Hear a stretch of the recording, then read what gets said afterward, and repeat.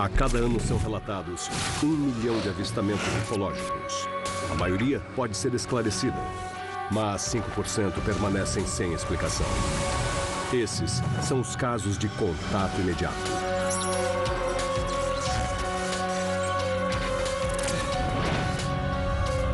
Contatos imediatos.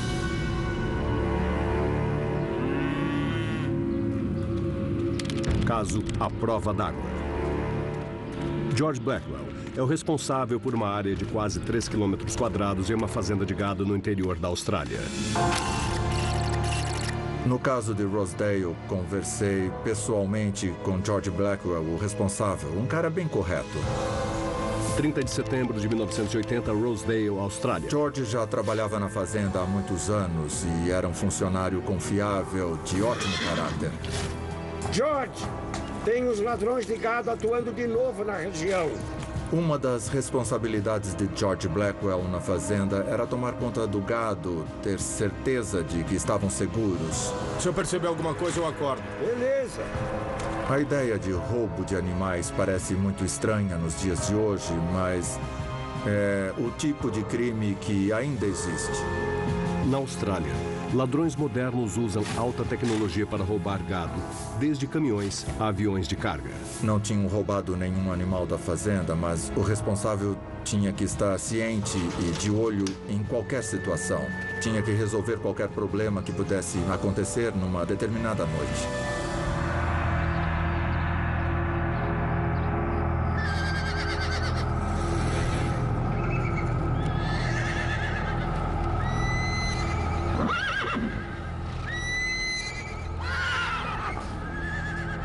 George Blackwell acordou de madrugada com os animais extremamente agitados.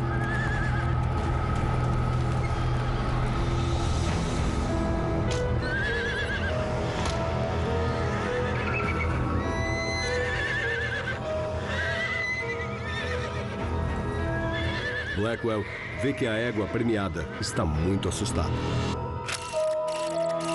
Os animais são mais sensíveis ao ambiente do que os seres humanos. Não é de se estranhar que sejam capazes de perceber sons agudos e campos eletromagnéticos.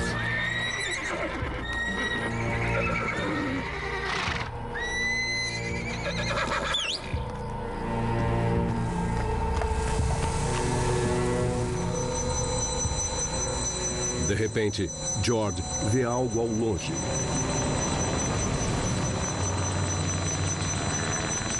Ele percebeu logo de cara um objeto muito estranho em formato de disco que estava voando bem baixo.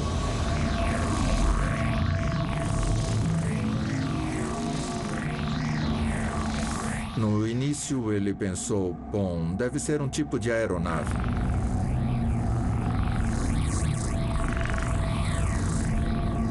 Aí ele viu que o objeto estava descendo numa área cercada.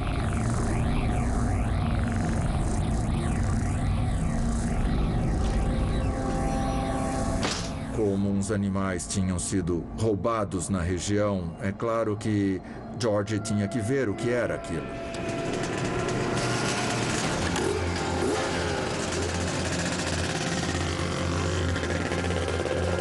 Ele percebeu que o objeto estava atravessando a fazenda e ele percebeu que se continuasse na mesma direção ia acabar colidindo num reservatório de água de quase 40 mil litros.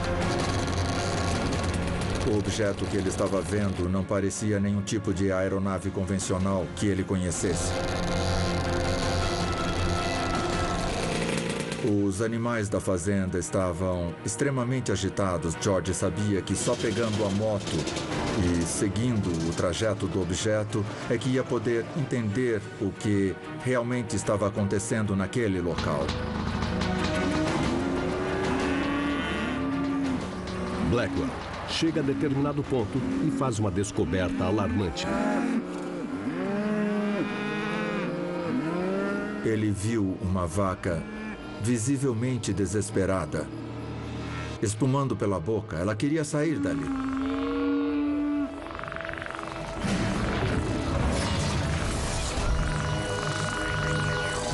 Blackwell finalmente se depara com o objeto que estava seguindo.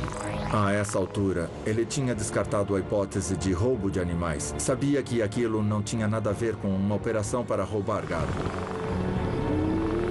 Blackwell se aproxima para observar melhor. O objeto tinha descido e parecia ter pousado bem em cima do reservatório de água. George logo viu que aquela coisa não era um avião, nem um helicóptero comum, não tinha nenhuma asa, nenhuma turbina, nada. Acho que George não estava entendendo muito bem o que estava acontecendo.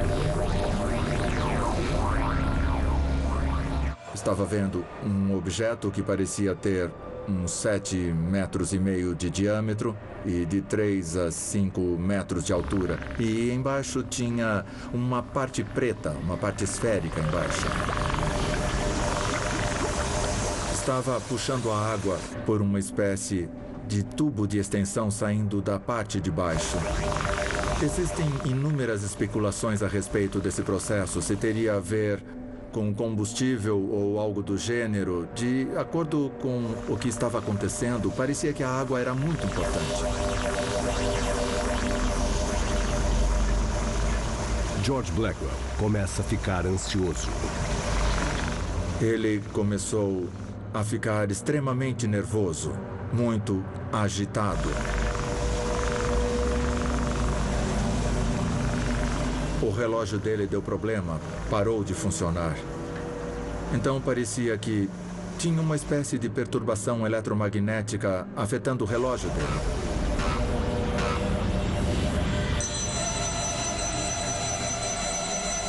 De repente, o objeto emite um som muito agudo. O fato de o objeto conseguir emitir aquele som e provocar um tremor, com certeza faria qualquer um tremer também.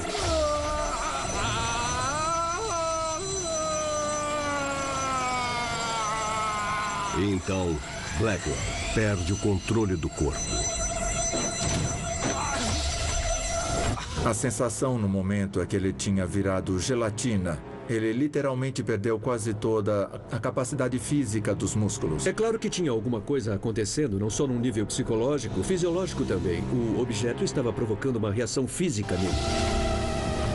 De repente, a aeronave subiu uns 6 ou 9 metros. Nesse momento, parece que teve uma rajada de ar quente.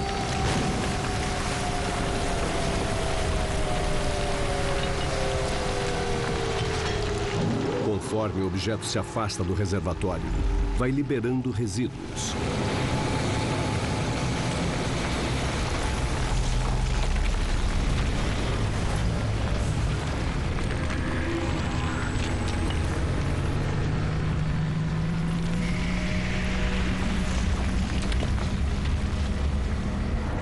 A aeronave foi liberando esterco capeweed, que é um tipo de planta local, e pedras.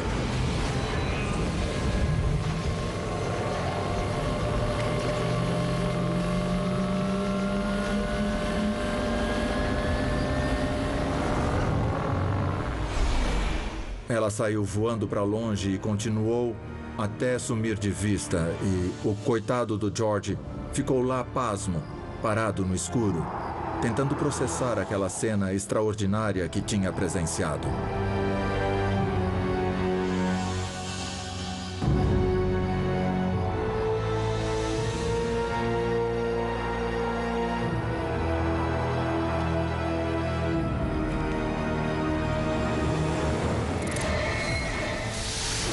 No dia seguinte, Blackwell verificou o reservatório de 40 mil litros de água e descobriu que estava completamente vazio.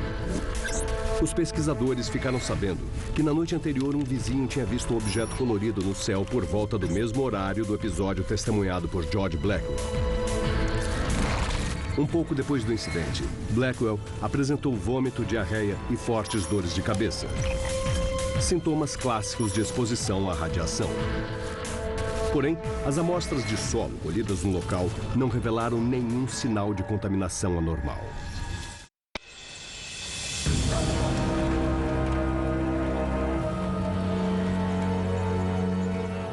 Caso Conexão Francesa.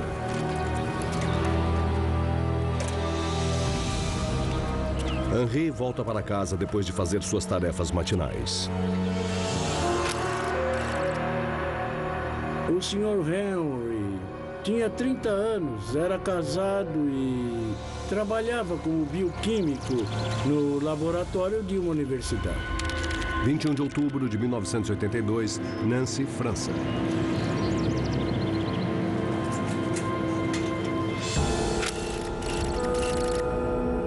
Henri morava numa área mais afastada de Nancy. Basicamente era um lugar com ruas cheias de casas. Nancy é uma cidade de porte médio no leste da França, com cerca de 150 mil habitantes. É um lugar muito tranquilo. Henri é fanático por jardinagem e se esmera no cuidado com as flores.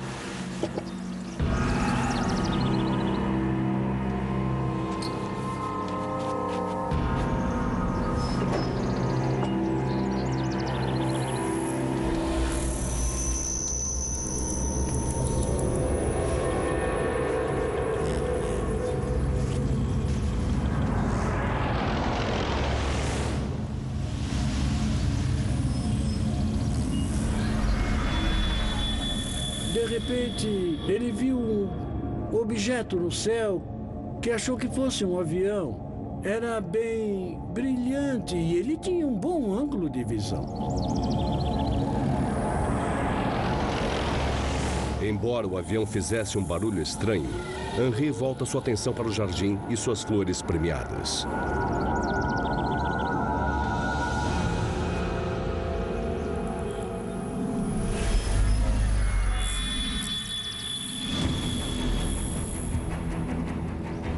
Mas o objeto no céu chama sua atenção novamente. Ficava cada vez mais claro que o objeto estava voando na direção dele.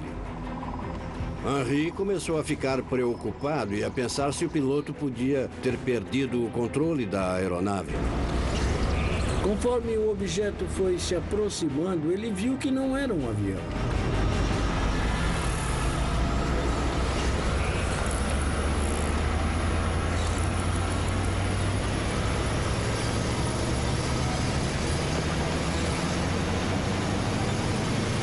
É claro que a primeira coisa que pensou foi se ia cair na casa dele.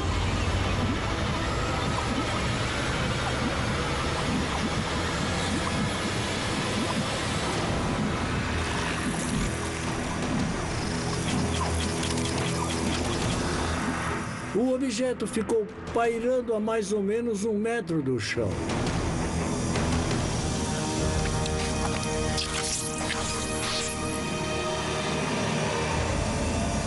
Não sei se Henri chegou a pensar se ele poderia ser o alvo do objeto, mas deve ter levado essa possibilidade em consideração.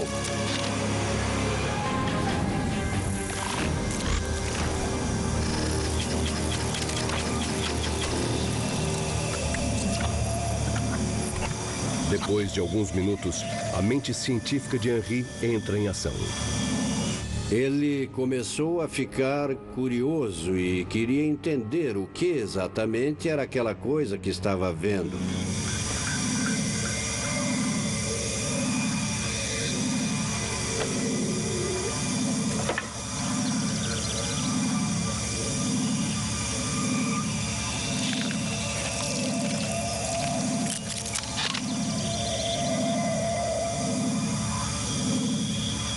O objeto não emitia calor e estava completamente parado.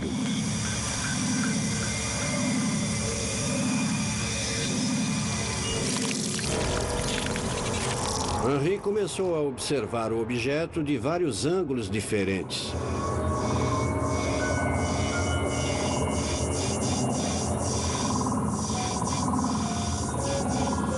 Tinha uma parte curva que parecia feita de berílio. O berílio é um metal usado em usinas nucleares. É um elemento muito especial.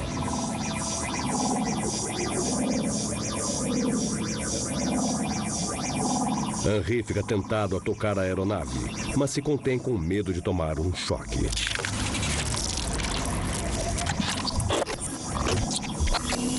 Era uma cena incrível e totalmente estranha.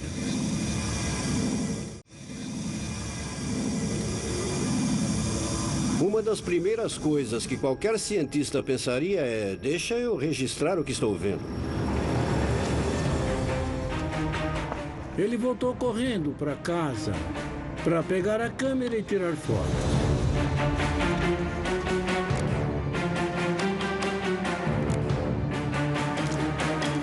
Na primeira tentativa de tirar uma foto, a câmera travou. Em muitos avistamentos ufológicos, câmeras e equipamentos de vídeo não funcionam direito.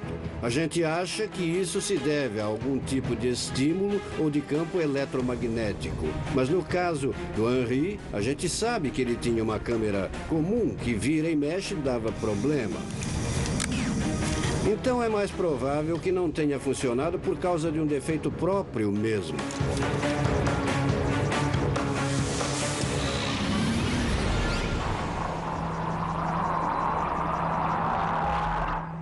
De repente, a aeronave subiu bem rápido. Ele disse que foi como se alguém tivesse pegado um aspirador de pó e puxado o objeto para cima. A aeronave foi embora de repente e aí só ficou uma luz clara bem longe no céu.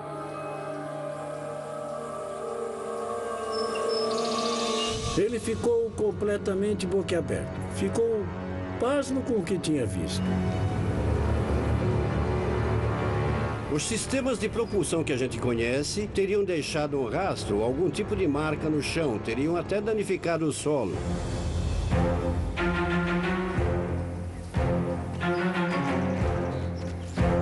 Mas o querido jardim de Henry tinha sofrido um impacto bem estranho. Ele reparou que algumas das flores de amaranto pareciam ter murchado. As plantas mais perto da aeronave pareciam ter queimado e secado, o que poderia ser um efeito eletromagnético. Aí ele percebeu que a aeronave tinha deixado alguns vestígios no jardim. Ele ligou para a Força Militar Gendarmerie para contar o que tinha testemunhado. Henry estava arriscando sua reputação fazendo esse relato.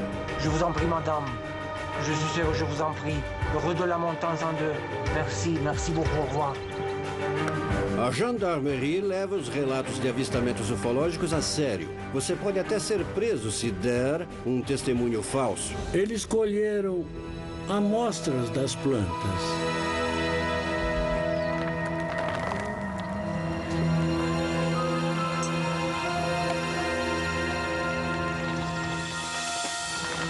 Qu'est-ce qui s'est passé après ça, monsieur Laurent?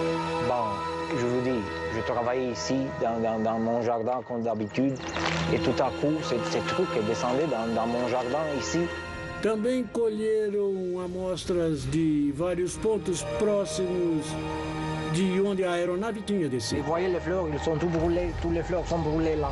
Il a disparu, la partie, il a tiré vers le ciel, juste vers là, vers le ciel, il est tiré très rapidement et a disparu. Il a disparu, juste comme ça, tout à coup. Tout s'est passé tout à coup. Há pouquíssimos casos em que uma testemunha tenha chegado a 1 metro de um objeto desse tipo. Então esse caso é um dos mais impressionantes na história dos estudos ufológicos.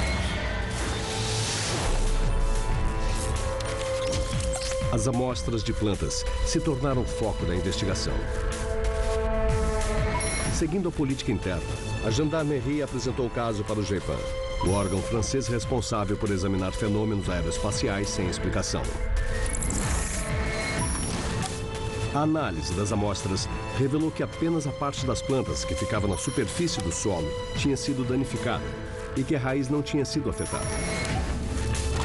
O GEPAN concluiu que seria necessário um campo elétrico de 200 kW por metro para queimar as flores de amaranto. O equivalente à voltagem de uma torre de alta tensão. No entanto, apesar de ter estado a pouquíssimos metros das plantas danificadas, Henri não apresentou nenhum problema de saúde. O relatório do Guépin não explica o que teria acontecido no jardim naquele dia.